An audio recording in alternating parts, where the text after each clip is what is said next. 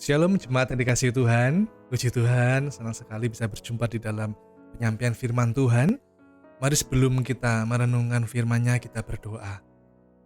Terima kasih Tuhan Yesus, waktu yang indah untuk kami dapat mendengar firman-Mu, merenungkannya.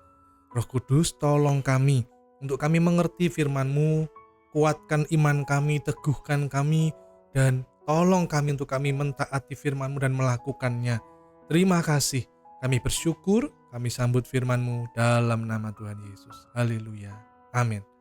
Puji Tuhan. Jemaat yang dikasihi Tuhan, saya beri judul, renungan hari ini judulnya, Janjinya Ya dan Amin.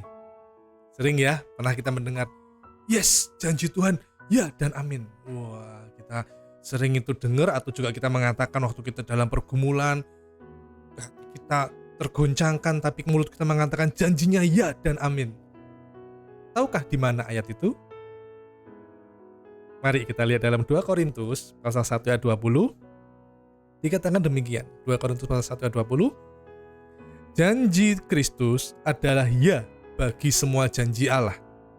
Itulah sebabnya oleh Dia kita mengatakan amin untuk memuliakan Allah. Saya ulang, 2 Korintus pasal 1 ayat 20. Sebab Kristus adalah ya bagi semua janji Allah, itulah sebabnya oleh Dia kita mengatakan amin untuk memuliakan Allah.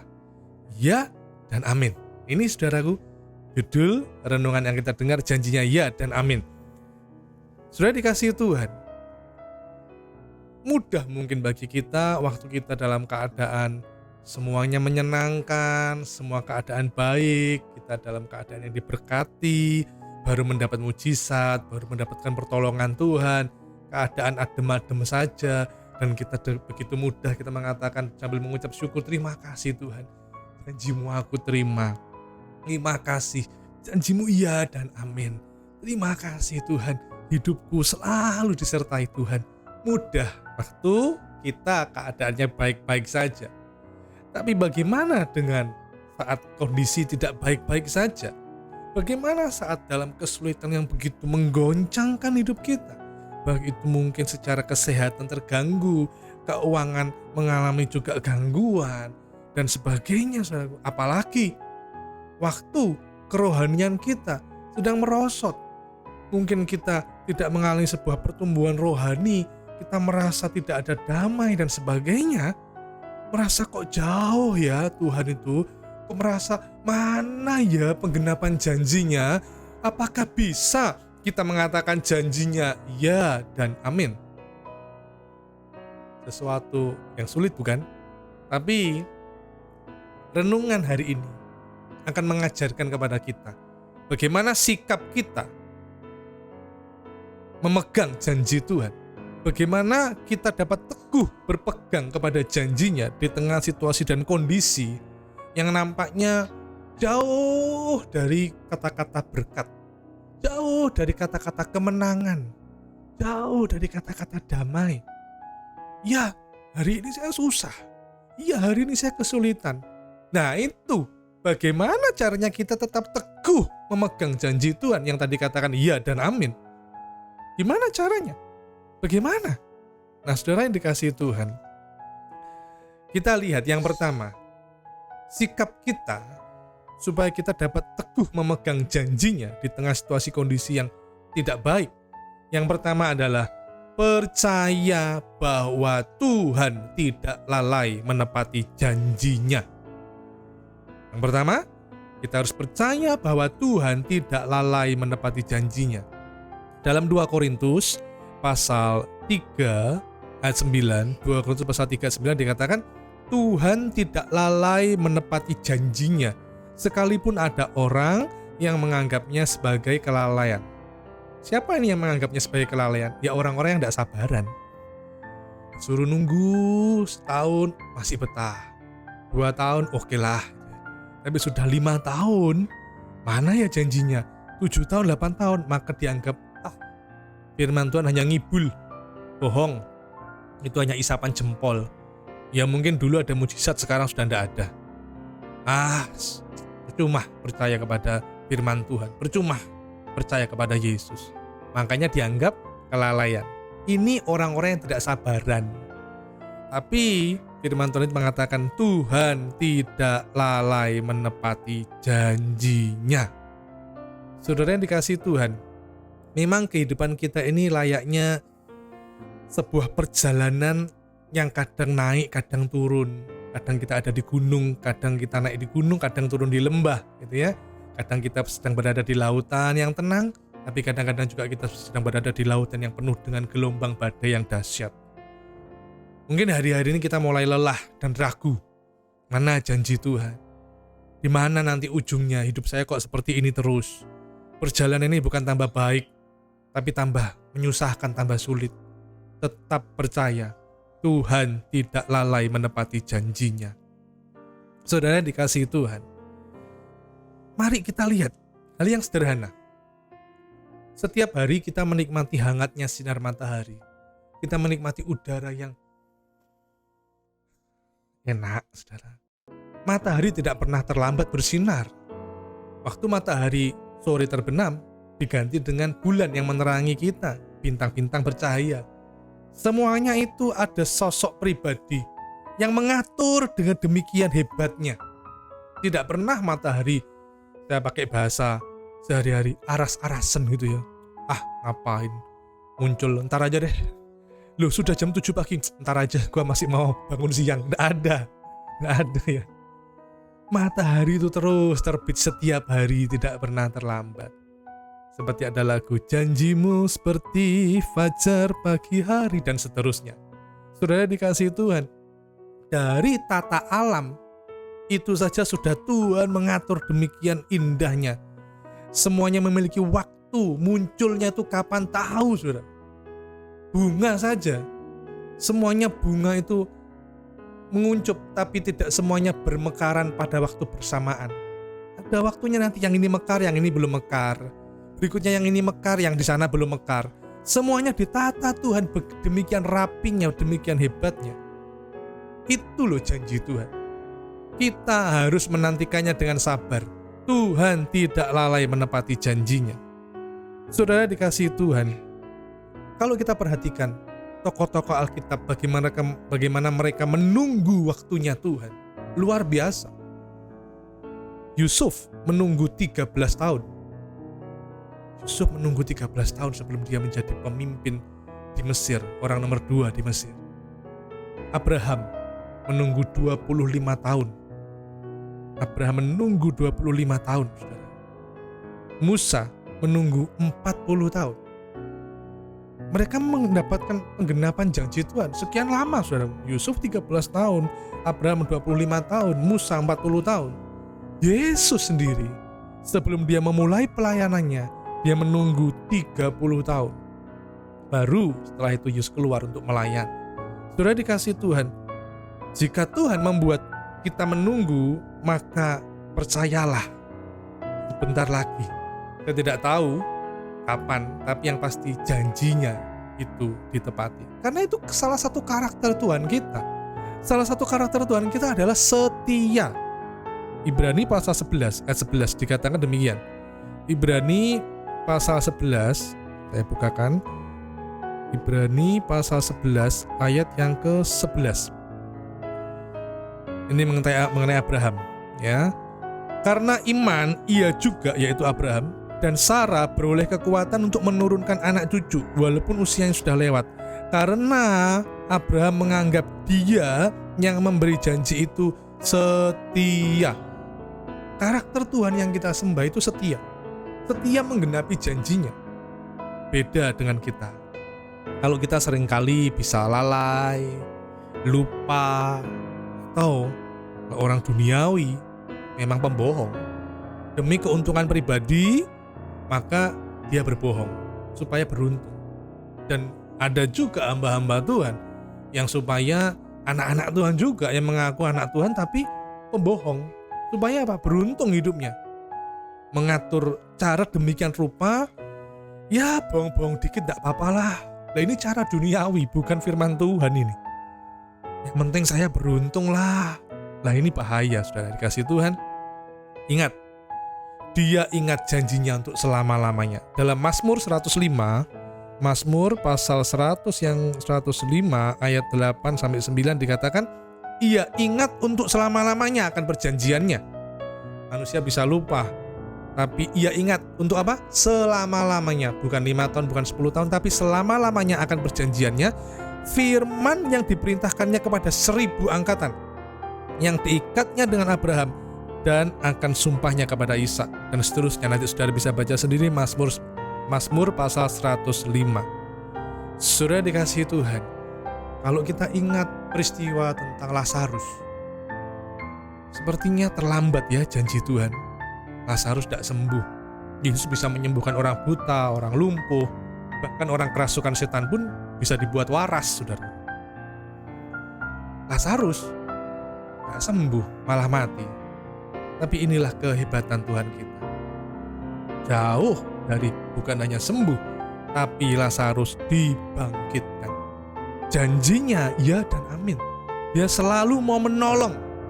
Siapapun yang datang kepada Yesus, yang berseru-seru minta tolong kepada Yesus, pasti ditolong Tuhan. Itu janjinya. Dia tidak lalai.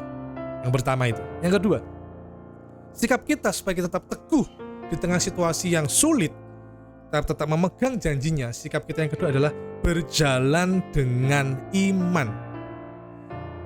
Ibrani pasal 11 ayat ke-6, tetapi tanpa iman tidak mungkin orang berkenan kepada Allah. Sebab barang siapa berpaling kepada Allah, ia harus percaya bahwa Allah ada, dan bahwa Allah memberi upah kepada orang yang sungguh-sungguh mencari Dia.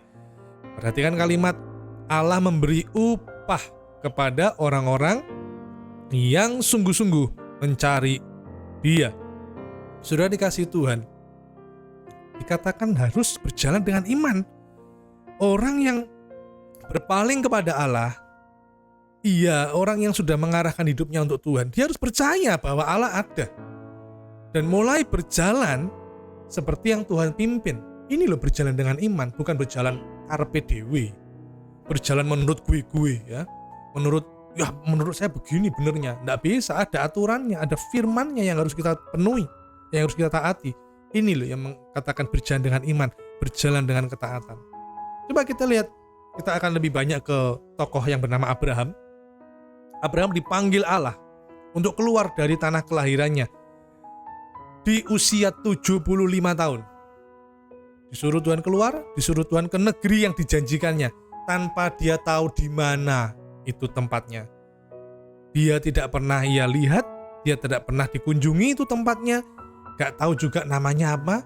Kalau sekarang nanti ya ke Gresik, kita tahu ya namanya Gresik. Nanti ya ke Ciamis, kita tahu namanya Ciamis. Ke Singkawang mana ya? Bukan di Jawa itu, di luar pulau. Di Kalimantan. Tahu kita bisa lihat Google, ada map, ada peta dan sebagainya. Kita sampai ke luar negeri pun kita tahu, di Seoul, itu Korea gitu ya. Mungkin di New York dan sebagainya ada peta. Tapi zaman itu tidak ada. Namun Abraham berjalan dengan iman. Dia hanya percaya dan memilih untuk terus berjalan dengan iman. Memilih untuk terus percaya kepada Tuhan.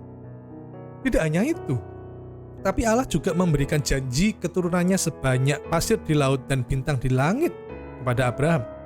Saudara bisa baca di dalam Kejadian pasal 15 ayat ke-5. Abraham berjalan dengan iman, terus memilih percaya. Soal tempat yang dia tidak ketahui di mana letaknya, namanya apa, dia terus taat memilih berjalan dengan iman. Soal keturunan, sudah tua, sudah tuwir gitu ya. Apalagi Sarah juga sudah mati haid. Sudah ini secara jasmani sudah tidak mungkin ini ya. Sudah loyo lah dan sebagainya. Tapi Abraham memilih percaya kepada Tuhan, berjalan dengan iman. Meskipun waktu dijanjikannya tidak mengalami penggenapan janji itu, belum mengalami penggenapan janji itu di usia ke-80, 85 dan seterusnya. Tapi 25 tahun kemudian, apa yang dijanjikan Tuhan digenapi dan Abraham memiliki keturunan. Abraham dengan Sarah memiliki keturunan anak yang dijanjikan Tuhan. imannya tidak menjadi lemah. Kita baca dalam Roma pasal 4 ayat 19. Roma pasal 4 ayat 19, imannya tidak menjadi lemah, walaupun ia mengetahui bahwa tubuhnya sudah sangat lemah, karena usianya telah kira-kira 100 tahun, dan bahwa rahim Sarah telah tertutup. Pada usia yang ke-100, Abraham memperoleh apa yang dijanjikan itu.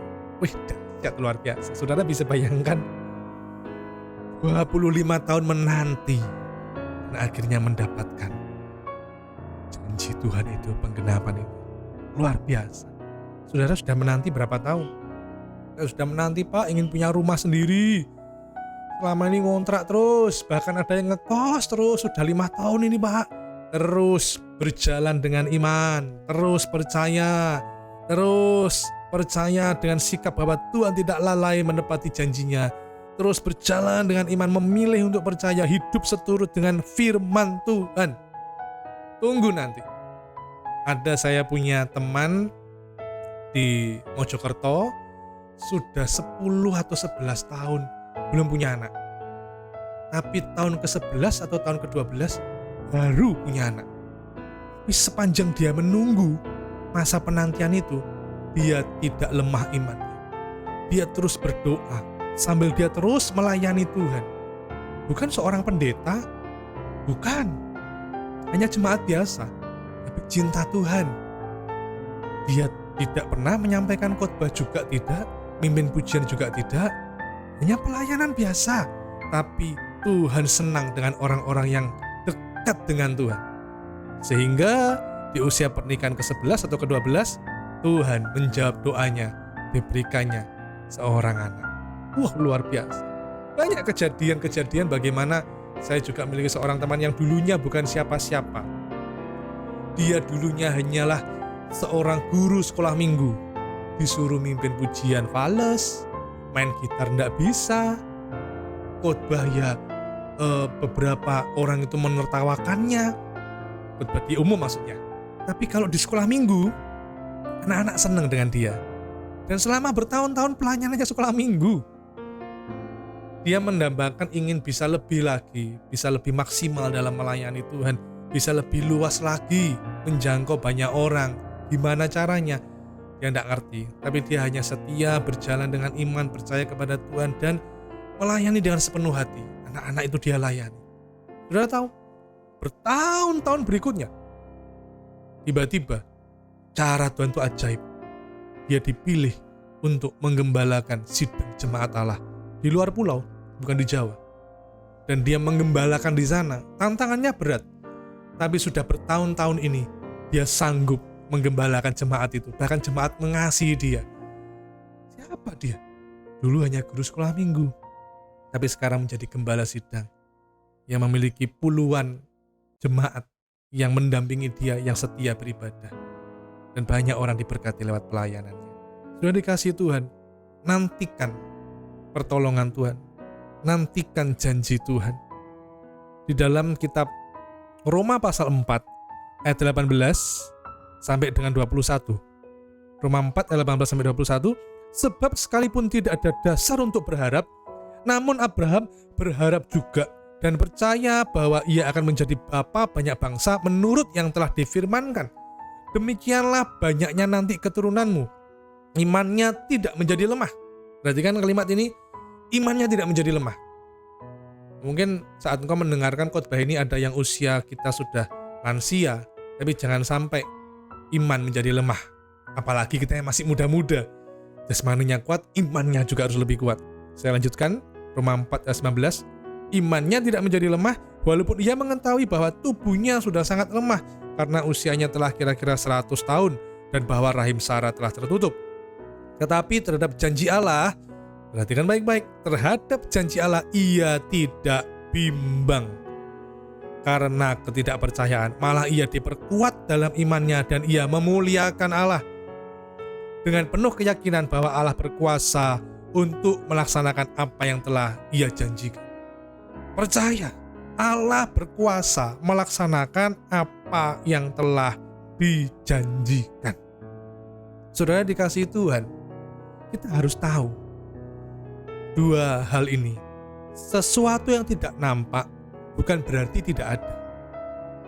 Hal yang pertama adalah begini, sesuatu yang tidak nampak itu bukan berarti tidak ada. Ada tapi tidak nampak. Contohnya seperti kita bisa merasakan cinta, kasih sayang, tidak nampak. Kita bisa tahu ada listrik, percaya ada listrik. Kalau tidak percaya, jangan coba-coba megang listrik. Tapi harus percaya, meskipun tidak nampak kan. Tapi ada. Ada angin, wah, ada angin sepoi-sepoi, mana? Tidak nampak, tapi ada. Ada sesuatu yang tidak nampak itu bukan berarti tidak ada. Ada tapi tidak nampak.